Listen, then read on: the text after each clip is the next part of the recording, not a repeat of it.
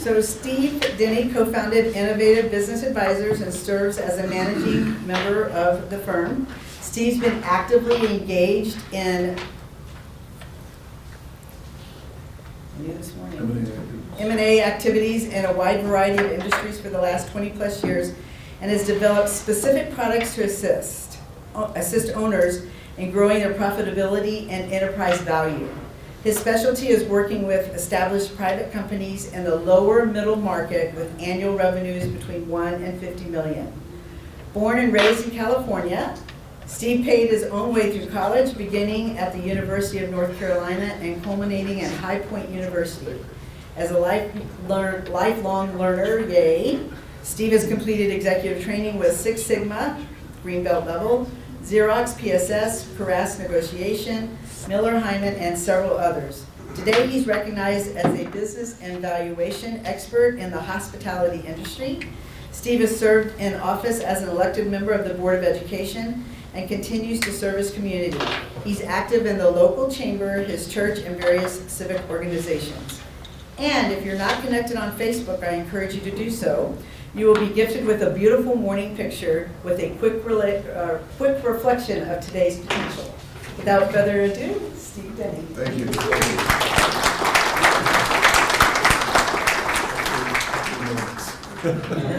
We're playing with microphones. We want to make sure that, particularly for questions and answers, we're going to be passing around microphones. So we want to make sure to capture your comments, if you will. So thank you for your indulgence this morning. So, financial metrics for marketing ROI. So I'm the financial metrics guy, and I am not a marketing person. But I want to share with you, after having worked with literally thousands of businesses over the course of the last 20 plus years, there are some things that I see that are pretty impactful regarding marketing. And there are things that I see that are not impactful at all about marketing. And I want to share a couple of things for you as small business owners that you should really pay attention to and focus on in your business and make marketing really impactful for you. Okay?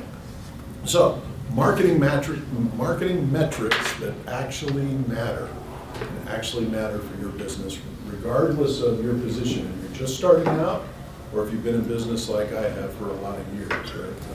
Metrics are the same. How many people in this room have social media accounts? Almost everybody. For your business, right? What do we focus on social media accounts? Likes, impressions, followers, right? What are these things? This is where the audience participates. Awesome. Thank you. One thing I will profess to you, though, is none of these metrics really influence your business. Okay? What do marketers call these metrics? Engagement. I'm sorry? Engagement. Engagement. That is a word that they use, right? But Vanity metrics. there we go. Who said vanity? Vanity metrics, right? Our own Karen Fox, the influencer extraordinaire. These are vanity metrics. Most people and most business owners get caught up in this, and I am guilty of this. I'm a reformed vanity metric, right? These things really will not influence your bottom line. I'm going to talk to you a little bit about things that will influence the bottom line of your business. And those are these things. You want to focus on leads, you want to focus on customers, and what do customers ultimately produce for you? Profits, right? If you do this thing right, you produce profits. All of these things have a number that is tied to a real decision that has a real impact on your business, which means real money in your company. Make sense? Yes. Okay. So, if you came in here constantly thinking about the vanity metrics, I want you to invite you to adjust your mindset a little bit and think a little differently. With me? Yes. All right. Vanity metrics are a little bit about traffic. And I was also guilty of measuring traffic, right? Traffic is an indicator, but it is not something that ultimately leads to profits, right? Correct. So what I'm encouraging you to do is look at traffic in 3 different ways. First off, how many visits do you get to all of your websites and social media accounts, right? If you have a retail location, you always hear the ding when you walk into a retail store. What are they doing? Counting. They're counting. Yeah. Yeah. So always be aware of traffic. Look at all your different sources as well. Where are the sources that are being meaningful for you? And I just put some of the main ones here. Search sources. Google will give this to you. They'll keep track of all this for you. Literally in 1 minute, you can click on your Google account and see exactly what's going on. If you do paid ads, they will do a great job of sending you reports about their effectiveness as well. Social media, very easy as well, to click on your social media accounts and see where that's at. And then referrals are somewhat difficult to track unless you have a system. How many of you have a system for tracking referrals? You probably teach it. I do. Awesome.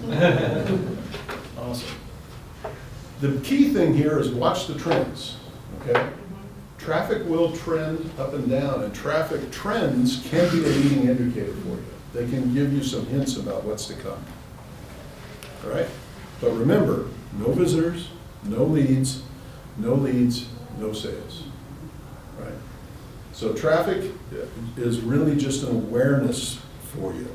I want to talk to you about metrics, though, that really matter. Most important thing is, now you're monitoring your traffic, but what should your traffic develop? Leads. Leads. What's a lead, Cynthia? It's a hot prospect. Okay, and how do hot prospects act? Interested. Yeah. Yep. And they typically raise their hand too, right? Yes. And say, notice me some way. They might fill out a form. They might respond to some of the marketing message you've got out there, asking them to respond in a certain way, right? But this is where you see, is your marketing messages really resonating? So if you're throwing a lot of chum in the water and nobody's biting, you might want to change the chum, or maybe you're fishing in the wrong pond, right? This is where you see how your marketing message is effective. And again, a lead is somebody who calls you, fills out a form, maybe asks for a quote. What do leads become ultimately? Customers, hopefully. Hopefully. Great question. So what is that conversion process from lead to customer, Richard? It's you trying to find their need and fill it. Yeah, the needs analysis is a common thing, right? But every business should have some system that enables you to convert a customer to a lead. So if the customer calls you, if a lead calls you and you begin to have that conversation, do you have a script in your head that you run through with every new customer that calls you? Potential customer? Yeah, that's good. That's your system, right? And you can know how many of those leads will actually become customers.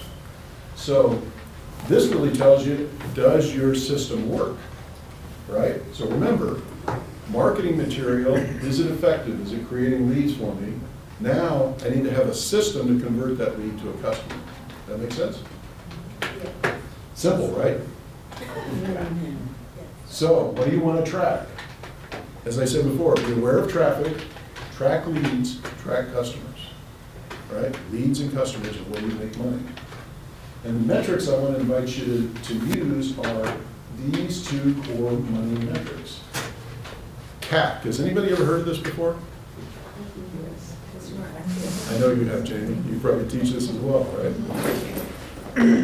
Customer acquisition cost. Does anybody advertise? Absolutely. Banks spend $1 zillion advertising, right? Does anybody blog? Does anybody have a book? Right. Does anybody have a YouTube channel? Ah, yeah, right. Does anybody have a newsletter program? Yeah. So you have lots of ways of putting your marketing message out there in systems, right? How much does all of that cost you every month? Do you know? We just went through an audit in our company. I will tell you, I was blown away at how much money we spend on marketing and how much of it is ineffective. Shocking. If you sit down and take the time to add up, are you paying for LinkedIn Navigator, right? Are you paying for different social media plugins that profess to give you something? Are you paying for ads? Are you paying VAs to do some of your posting and things of that nature? You look through the body of your P&L and figure out all of these things that you're spending money to do to generate leads, add all that up together, that's your customer acquisition cost. Okay? And if you're like us at Innovative Business Advisors, we spend tens of thousands of dollars a year on customer acquisition costs, right? Shocked me how much money we spend. I invite you to look at it as part of your budgeting process. It's nice to know your cost, but and I'm going to just give you a simple example here. You know, if you spend $1,000 in ads and you have 10 customers, what's your cost? Okay. If you spend $1,000 in ads and you get 20 leads, what's your cost? You don't know yet? You don't know yet. I love it. Just checking to see if you're aware. You don't have customers yet, you have leads, right? All right. Customer lifetime value. Who knows the lifetime value of their customers? Excellent, Aaron. I invite all of you to take a look at that. What is the lifetime value of your customers, okay? In our business, typically we have somewhere between 1 and 5 touches to a particular customer. If we're lucky, we run them through all 5. But we may just have 1. And we don't get to, most of our customers don't recur from time to time. We're fortunate though, we have a very high level of life value to our customers. So the key thing here is, you know, if you're generating $200 a year per customer and they're with you for 3 years as a regular recurring customer, the customer lifetime value would be $600, right? What do you notice between the CAC and the customer lifetime value? The aggregate numbers, difference between 100 and 600. Yeah, yeah, and it should be significant. There should be a very high multiple between your customer acquisition cost and your customer lifetime value. If not, your marketing is not very effective, right? That's what you gotta look at. You may be spending way too much money to get virtually no customers out of the end. So, I want to just touch on engagement. Once you get a lead, Richard talked to us a little bit about engagement. I will tell you, if you're not on Richard's email list, you should get on Richard's email list because he will teach you how to write effective emails. He's marvelous at it. He does a great job. And they're funny, right? Fun to read every morning. Once a week, they're one of the emails that I look for in my inbox every week. And that's what your objective is if you're doing something like that, right? Create it in such a manner that your network is looking for your emails. Anybody want to volunteer what their open rate is? Yeah, Aaron? Up 35%. That's really very good. high. That's really good. Small list. Anybody else? Friends and family. Around 25%. Yeah, that's really good as well. They say generally anything over 10% is really good, right? What about your click rate? Typically a fraction of that, isn't it? Yeah, right? Click is where it counts. And that's, again, if you've got good engagement, you can eventually create repeat business. So, I want to give you a couple of things from a monthly scorecard perspective. Track total leads for the month, right? Then track how many leads are converting to customers. And then finally, total up what your customer acquisition cost is. And always make sure that that is a high multiple to your customer lifetime value, right? Make sure you're getting good return on investment. Does that make sense? I'm going to share these with you guys. I'm going to give you a little self-assessment. And Matt, if you'll start this on that side of the room. Invite you to take them home. I'm encouraging you to track these once a month. And I will tell you that if you do this, this will put you in the top 3% of business owners that I've met in the last 25 years. Very, very few business owners do this. But the ones that do are highly successful. So if you want to put the odds in your favor, 3 little things to pay attention to every month. Measurement is how you buy back your wasted marketing dollars. So with that, I'll entertain any questions before we get it to a real expert. Brian? How do you track your conversion rate? Because, I mean, if every lead converts or doesn't convert in the same month, it seems like it'd be easy, but how do you know with a lead? Because it might take 6 months for them to convert, or if you have a long sales. In our business, it certainly does, right? It certainly does. So we may get a lead this month, and it might take us, as you said, 6 months to really convert them to a customer. We track it in aggregate, so we just keep track of how many leads are coming in, and then how many new agreements that we're actually signing that month, right? You can track both too, because we can also see seasonality in your business. So if you track it by month, you can see do certain months convert higher than other months, because you might be in a seasonal business. Sorry. Oh, this is great. This is the 201 course. And then over the here. aggregate also tells you how effective we are. Go home. I'm sorry? If you guys could raise your hand so we can get them right to you. Yeah. So we can get you on. I was saying if you track both, you can see if there's a seasonality to your business. So if you track an aggregate, how many leads have converted, like year to date, so to speak. And then if you track it also by month. So if you get one that converted from 6 months ago, you go back and you update that particular month. So it helps you see then over that entire year, the next year, oh, we have higher conversion rates in this season of the year. So you can kind of plan accordingly, and you can peel back your advertising dollars at those times of the year, but not necessarily pull those sources all together. Almost every business I've ever encountered has seasonality. And once you understand those seasonality trends, it makes running your business much, much easier. The other thing I would tell you is it becomes lead indicators for you as well. So, you know, if you're seeing lead flow increase, but customer acquisition not increase, what would that tell you? Messaging, it's possibly a messaging issue. Yeah. It's possible you might have a technical issue.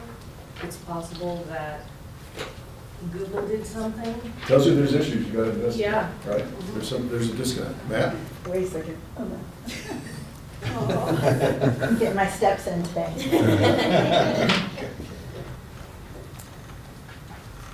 On the vanity metrics, I put the note, vanity metrics are trash. Likes, followers, and the other thing. So you're saying they don't move the needle, They don't move the needle. right?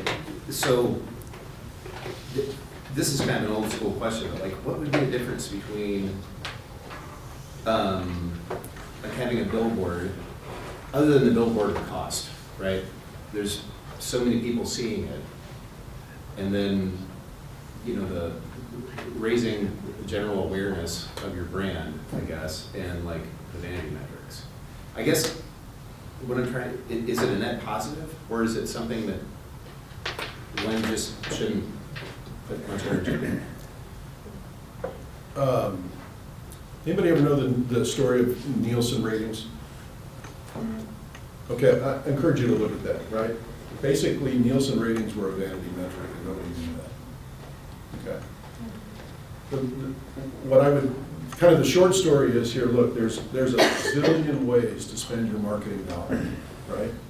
And every type of marketing avenue, whether it be billboards, whether it be radio advertising, whether it be SEO optimization, I mean, there's a zillion different ways, right? And you can spend all the money you ever make doing one or more of those various ways.